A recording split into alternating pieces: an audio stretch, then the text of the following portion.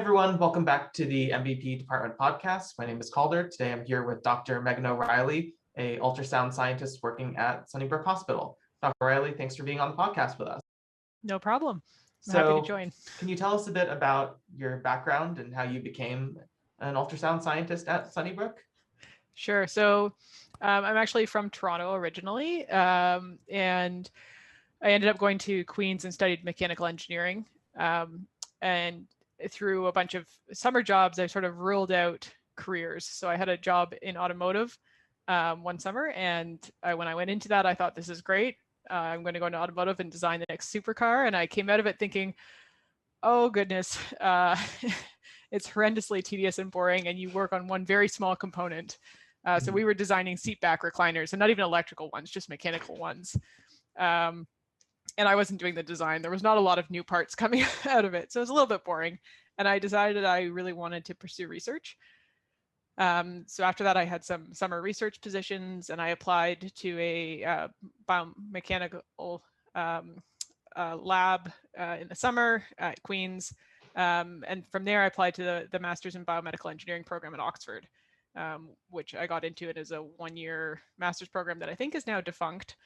But it ran for about 10 years. And between my undergrad and going off to pursue my master's, I actually ended up working for Carrie Wine in the orthopedics lab at Sunnybrook, Cool. and had a great time doing that. And then I went and did my master's and did more biomechanics work. And then the economy crashed just as I was graduating, and I was looking for anyone who would hire.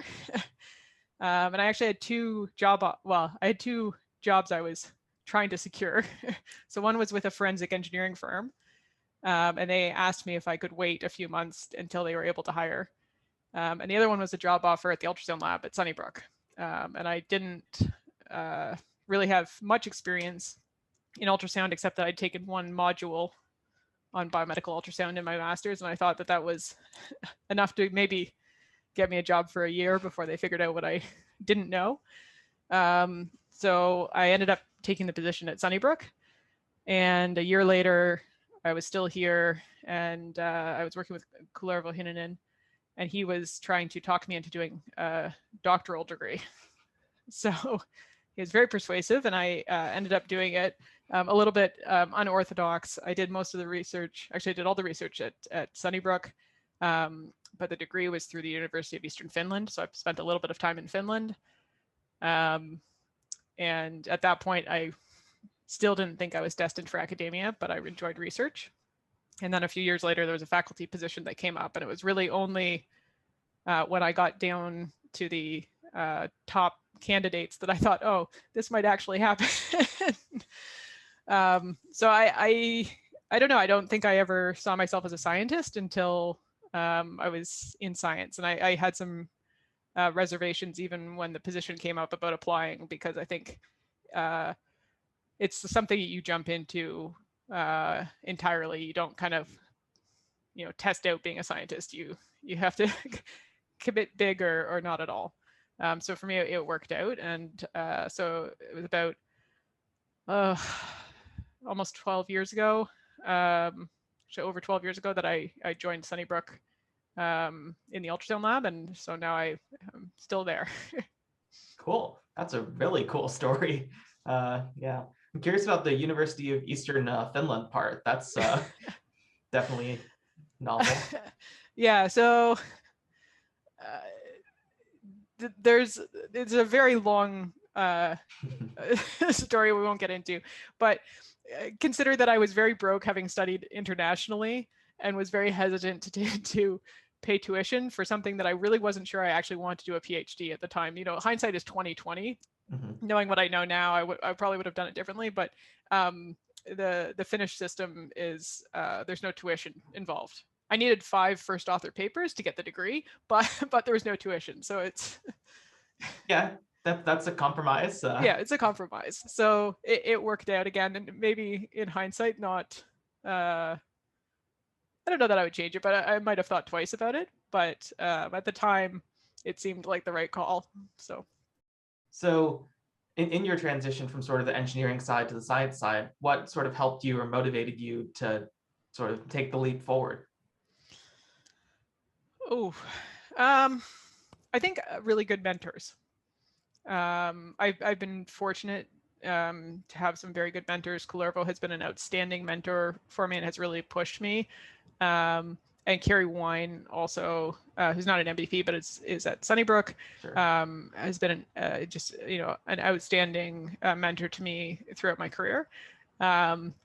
And then once I became involved in MBP, there's lots of faculty who's just been really supportive. So I think the department has been very supportive of me, especially my colleagues at Sunnybrook, who I see regularly. But certainly it took me a long time to identify as a scientist. When I started, I saw myself as an engineer, as somebody who worked in a lab and did research, and it was a long time before I really identified as a scientist. And some of that is, I think I suffered from imposter syndrome, and I still do. But I think that's something a lot of students can relate to. And just what I would say with that is everyone suffers from imposter syndrome to some degree. So you're not alone, and you can do it. And so it helps when you find people who have confidence in your abilities and, mentors you respect who say, no, you can do this, you should put your name forward. Cool. So can you tell us a little bit more about your current research and some exciting projects you have going on in the lab? Yeah, absolutely. So my work centers on the use of therapeutic ultrasound. And specifically, we've been really interested in drug delivery to the spinal cord, and kind of combining some of my work. When I worked with Carrie, I was very interested in spine. They do spine biomechanics. And now I'm very interested in how we get sound through spine.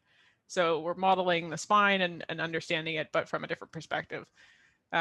So right now we're interested in taking this technology, which is use of ultrasound and intravenously administered microbubbles to modulate the blood-brain and blood-spinal cord barriers.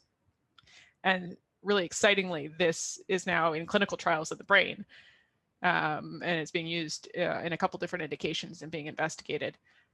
And what's neat is that, this is the culmination of about 20 years of work from when this first was demonstrated to have this effect in small animal models. And there's a lot of work that happened both on the understanding bioeffects and understanding how to control the exposures and understanding from an engineering perspective, how do we actually develop these systems that can accurately target sound through distorting bony structures with high precision to be able to target specific areas within the brain. And so there's hundreds of papers from a wide number of international groups that have really contributed to where we are in the brain. So my group is really interested in developing the technology to enable us to do this in the spinal cord, so that when you have diseases that impact either specifically spinal cord or that are impacting the whole neuroaxis, that you're really able to treat that. You're not excluding patients because they have disease both in the spinal cord and in the brain. But now we can encompass, neurodegenerative diseases, traumatic injury, some oncology applications. We're interested in leptomeningeal metastases, which is metastatic disease in the meninges lining the brain and spinal cord. And so all of these conditions and really being able to spread this technology out to benefit more patients. So with that, we now have studies looking at how the subtle physiological differences in the spinal cord impact the bioeffects that we see, but also from a sort of large engineering perspective, how do we tackle that complex geometry of the spine bones?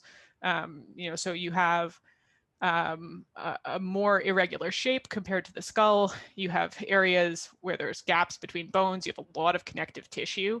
And then once you get sound into the canal, you have a very small, basically reverberating cavity that makes for a pretty complex wave field. So we're working on many different aspects of this. Being an engineer, we have a big push in my lab for engineering solutions and developing the clinical scale technology. So we're actually simulating how sound travels through these bony structures, experimentally measuring it. We have cadaveric vertebrae in the lab, human cadaveric vertebrae that we measure and we validate everything against. Building these transducers, developing new pulse schemes that deal with some of these reflection and field interference issues, and testing them in large animals. And then we also have animal models, small animal models of different diseases. The two that we're working with right now are both cancer applications, so primary and metastatic tumors, and looking at bioeffects and both in the acute setting and then survival benefit. So we're dominantly working on that, but we're also branching out to orthopedic applications, because once you have the technology to direct the sound into the spine, there's lots of other interesting structures that we can target. Cool. So I know a lot of people's first exposure with ultrasound is more on the imaging side, maybe the obstetrics application. So can you go over a little bit about just the differences between more imaging ultrasound and more therapeutic ultrasound? Yeah, so I would say that the biggest things probably come down to frequency range and pulse. We'll say intensity, because that kind of wraps up pulse length and pulse amplitude, but there's sort of a couple factors. So our frequency range is definitely different. Typically, we're working at lower frequencies because they allow us greater penetration into the tissue, so hitting deeper seated targets, where imaging might work at a low imaging frequency might be about 2 megahertz. A low therapeutic frequency is like a 1/4 megahertz, right? So we're an order of magnitude lower potentially. The other aspect is how much energy you're putting down. So we talk in terms of peak negative pressure is one way that we could describe it if you're looking at a mechanical effect.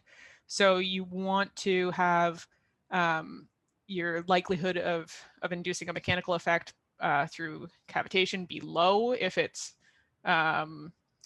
if you're imaging, and so that might be described in diagnostic terms, in terms of the mechanical index. But for therapy, that's often quite a bit higher in order to actually induce that bioeffect. And then the other way is by lengthening the pulse. The diagnostic pulses are very short. If we lengthen the pulse or go to almost a continuous, now we can put down significant heat. And so you can do thermal ablation, or you could do hyperthermia. So there's this trade-off.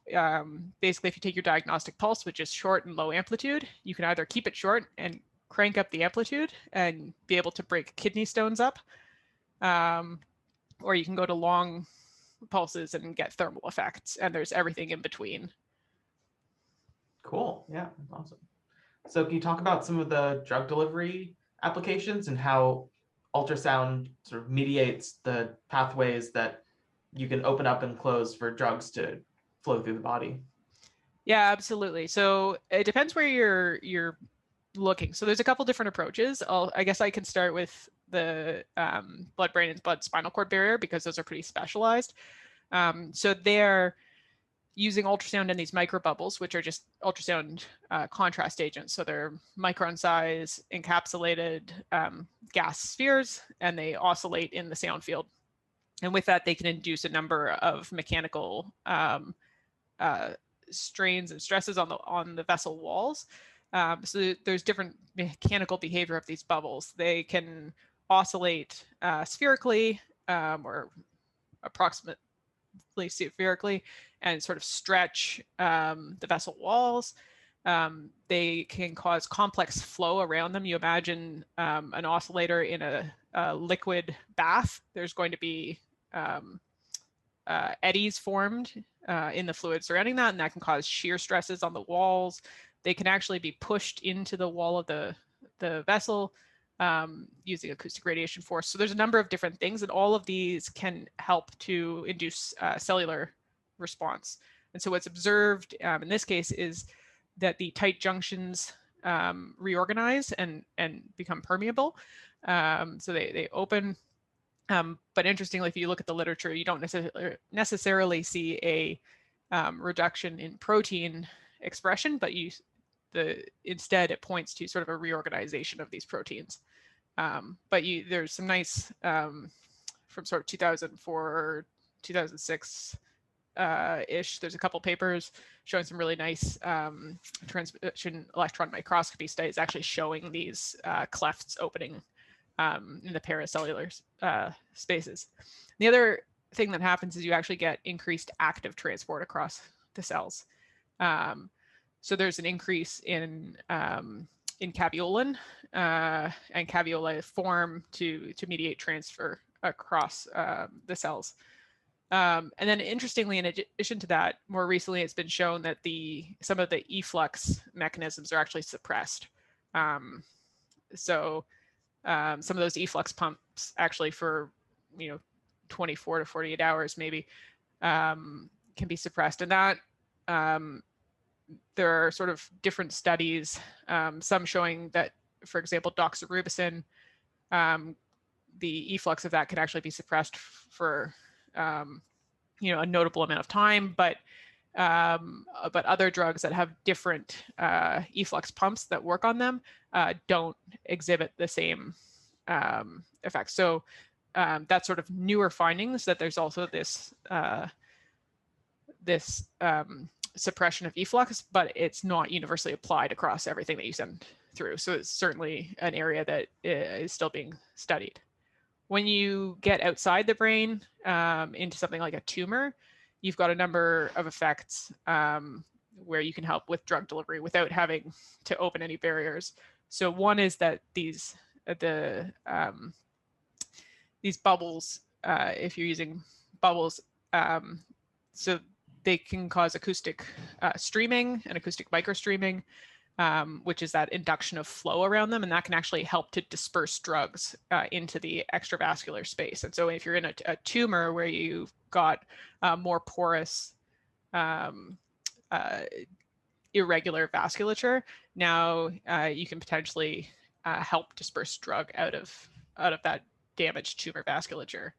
And then, of course, there's also drug delivery applications relying on hyperthermia. So you can use ultrasound for targeted hyperthermia, which can both increase drug dispersion into the tissue, but also combined with thermally sensitive agents can help locally release the drug. So there's a lot of different ways, and that's just a few. There's all sorts of interesting things with acoustically active agents. So you can inject something and then activate it in situ using ultrasound.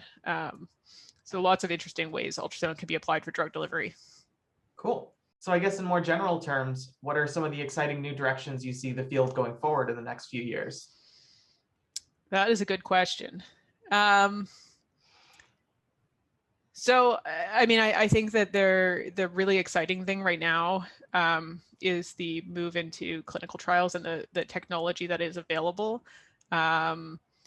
So, at some point, a technology has to make that leap into clinic. Otherwise, it sort of dies if it stays forever in the preclinical realm. And we're at a really exciting point right now that there are several indications on the thermal side of things that are now FDA and Health Canada approved treatments. So, for example, treatment of uterine fibroids and essential tremor would be two ablative interventions. And essential tremor is very interesting in that it's not just approved, but it's also reimbursable, which is really that holy awesome. grail of getting a technology forward. So right now, there's continuing clinical application and interest in those ablative technologies, but the real I guess exciting and potentially game-changing is these non-thermal drug delivery applications and seeing what happens in the brain. They've just started with a limited number of indications, but the potential for it is huge. The field is showing in preclinical models very frequently we're getting these new papers out showing new indications with lots of potential and convincing data. So, I think over the next few years, we're going to see some very exciting clinical work. And hopefully with that, the preclinical and basic studies will keep up to help us find entirely new mechanisms and indications that we hadn't even thought of. Cool. So shifting gears a little bit, our target audience for the podcast is people thinking of applying to graduate school here, or thinking of what their future careers are going to be. So if a new grad student is going to join your lab, what are some of the initial rotation projects they might be working on? And also, what sort of students tend to succeed in your group environment? Yeah, so for my lab, for the most part, with some exceptions, I try and give a student a project that could be one that they would continue. Sometimes that doesn't always work out. It's been a little bit harder in the pandemic, obviously. But for the most part, I try and give them a mini project that could build into something. If that doesn't work, the next best thing is to give them some work to do in the lab that we need done that will give them exposure to the types of tools that they would need to use. So learning to operate some of our equipment that's in the lab and do, basic measurements that could fit with a number of different projects. If somebody's, interested in doing computational work, then I would get them set up with some of our numerical models, right? And see if they could get basic problems running, but, try and pick something that aligns. So even if it's not the specific project, that they come away from those 5 weeks thinking, okay, these are the kinds of tools that I'll be working with. And I already hate it. And I know I don't want to be there, or yes, this is, very exciting. I'm pretty good at this, or, I'm not great at this right now, but I think I could, I think I want to become good at this. So trying to set that so they get a feel of really what it's going to be like. And then also, as much as possible, trying to get them to interact with other students in the lab, because you don't go through a degree on your own. Even if your project is different from everyone else in the lab, there's always knowledge sharing.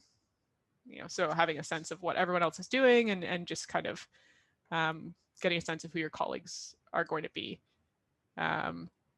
I think people who do well in my lab, what I would say is that somebody coming in, you don't need to be best friends with everyone in the lab, but you have to be able to work with them, right? So, people have to be a team player.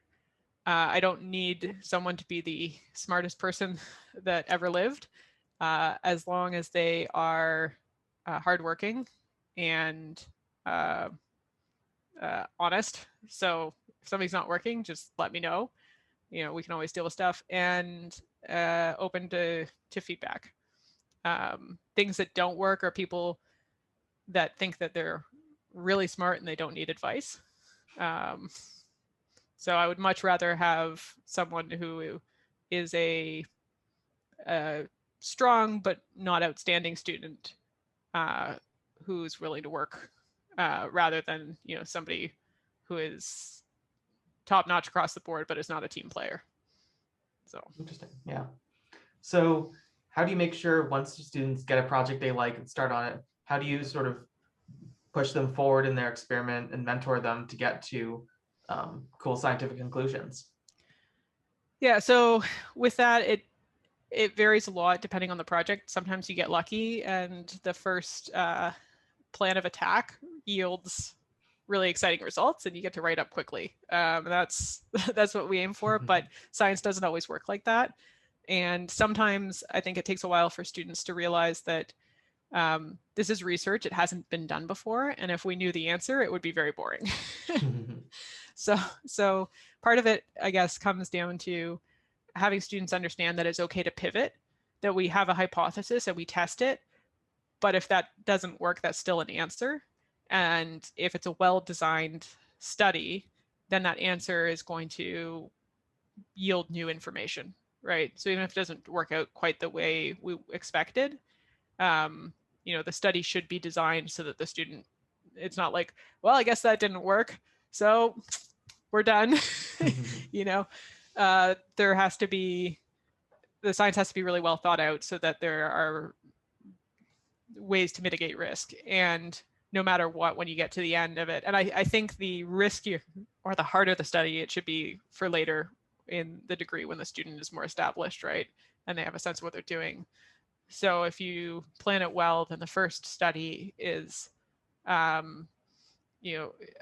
a good example would be like a parameter study, where it's less about designing that new aha thing so much as the first step is understanding what's at play. And then your second study might be, okay, now that we understand all the considerations, having done this parameter study and understanding how these input parameters give us these outputs, now we can use that to design something new, right?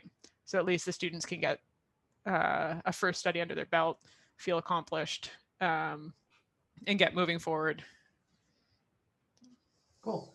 So what are some sources of motivation you think are important for grad students to keep in mind as maybe their experiments start failing or morale starts getting low in year 3 of their PhD?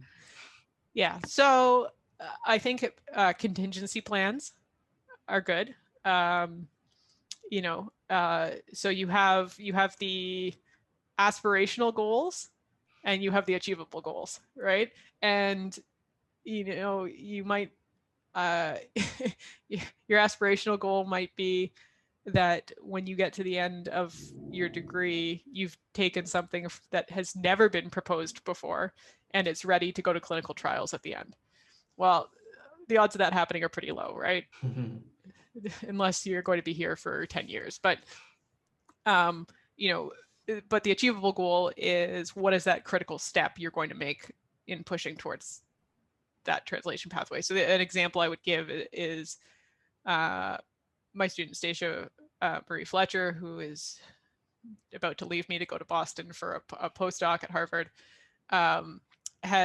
She started, and she basically developed in her first study, she looked at different ways to mitigate standing waves or these interference patterns in the canal of human vertebrae. She identified a way to do that.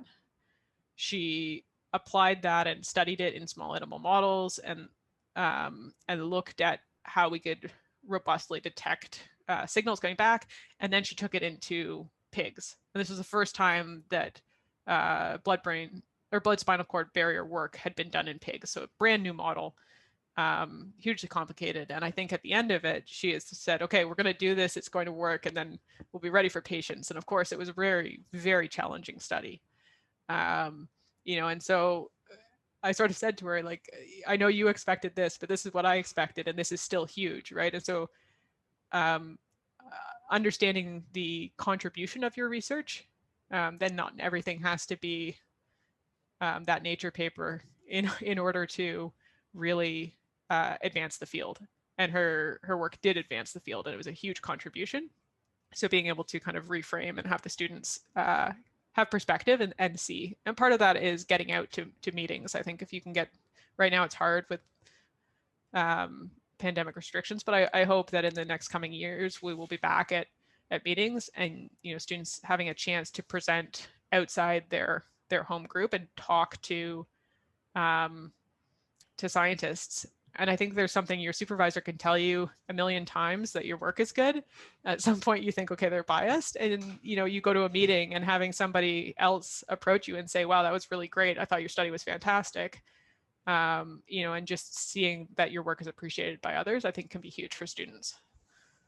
Yeah, it's a great point that not every PhD thesis has to be an absolute slam dunk winner. As long as you're making good progress in the field you're in and other scientists enjoy what you're doing, then that's completely successful. Well, and I think slam dunk winner is relative. So I think it can still be a slam dunk winner. Sure. But it's, did you... It's not a full court shot? I don't know. Yeah, it's not a Nobel Prize, but, but is it like considered outstanding? So she made the cover of Theranostics, which is a impact factor 9 journal, right? So that's awesome. It's a pretty nice paper, I would say, especially on the physics side. We don't tend to publish in Nature and Science very often, but just understanding what is the useful information that's coming out of your research that might ultimately impact patients, and that's the important question. Awesome.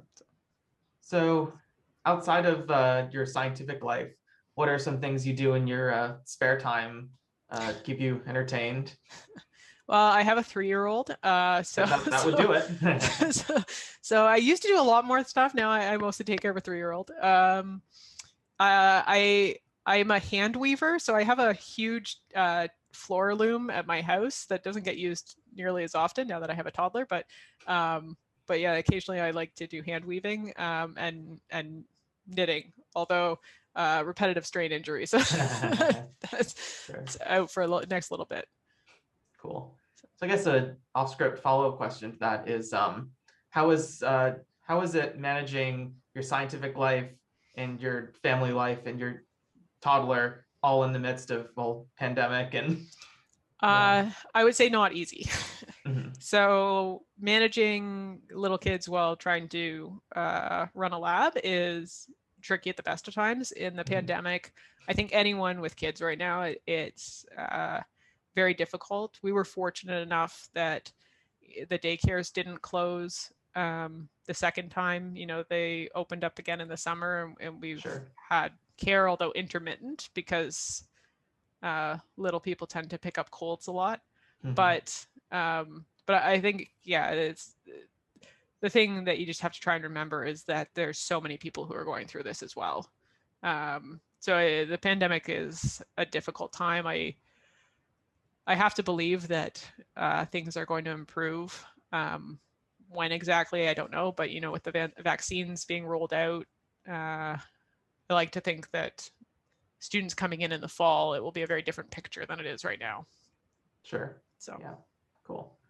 So we usually have a question of, if you didn't become a scientist, what would you do? I guess the answer is kind of clear here. Although I guess if we take engineer off the table, what other careers do you think you would have been interested in? Oof.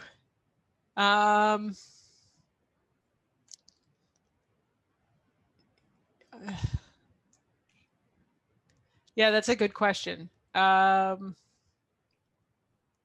Like engineering's totally off the table? Sure, why not? I don't know, maybe I would have been a teacher.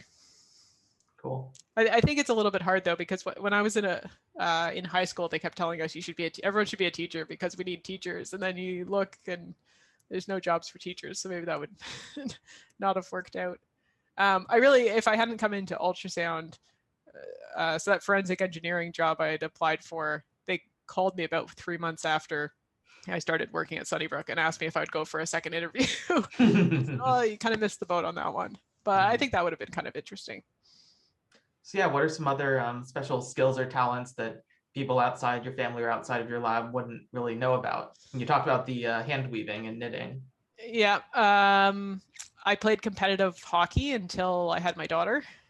Awesome. Let's see what else. Yeah, I used to be fairly into sports. Not a lot of time these days.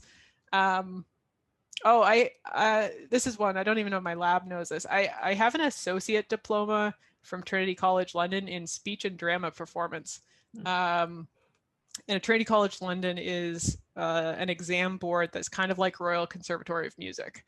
So it'd be like doing a diploma at Royal Conservatory of Music after you get through your grade levels. So yeah, that's something I in my former life, but it actually has served me very well, because if you knew me before I got involved in speech and drama lessons, I couldn't public speak for the life of me. So it's helped a lot with presenting and being able to communicate my science. Oh yeah, it's definitely important, and making sure that, I've done a little bit of theater experience before, but like having some idea of, well, the public speaking side, but also the storytelling side when you're writing papers, grants, proposals, whatever, that making sure your ideas are coming across to an audience is pretty similar to what you're doing on stage. So yeah. Yeah, absolutely. And just there's something different though, because I did that throughout high school and a little bit into university. And then I remember giving my first conference presentation, and it was like, I'd never been on stage before. I was so nervous. And the difference is when you're performing, it's not you're performing a character. Right. Whereas yeah. First time you present your science, it's like, oh my God, they're going to judge me for the work I've done.